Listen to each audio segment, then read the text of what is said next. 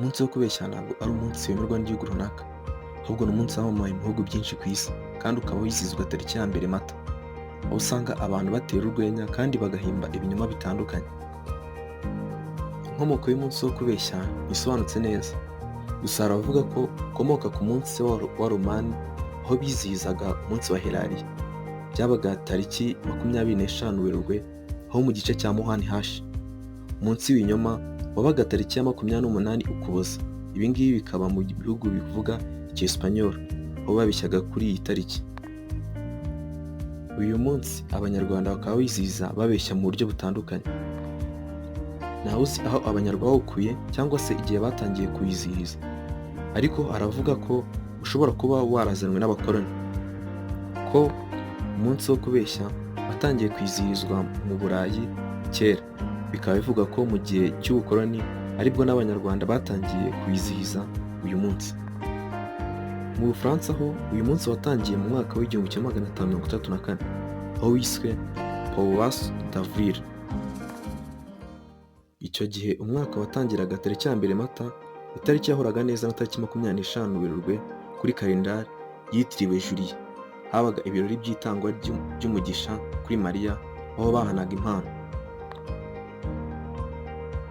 Byaba kandi byaranaturutse kuba iyo tariki yarahuraga neza nuko abakristo benshi barabaga bamaze igihe kinini mu gisibo bitegura Pasika, batarya inyama, aho muri icyo gihe baryaga amafi gusa.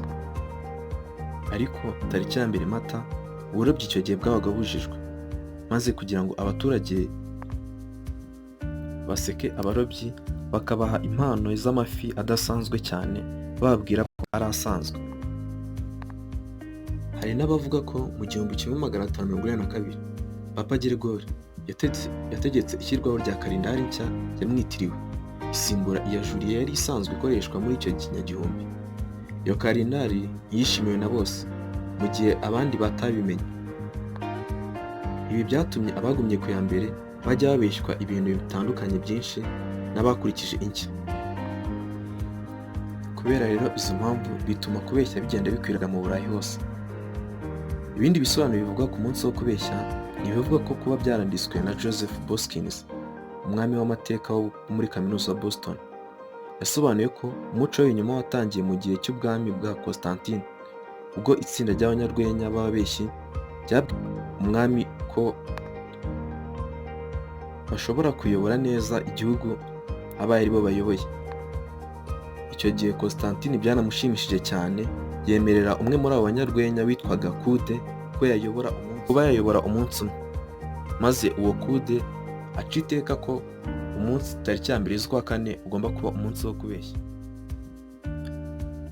Umunsi wo kubeshya wakwiriye cyane mu Burayi, aho byakorwaga n'abantu boherezanya ibinyoma bagashaka ikintu kitabaho bakabibeshya ndetse bakabikora bagamije gutwenga cyangwa se kwishimisha.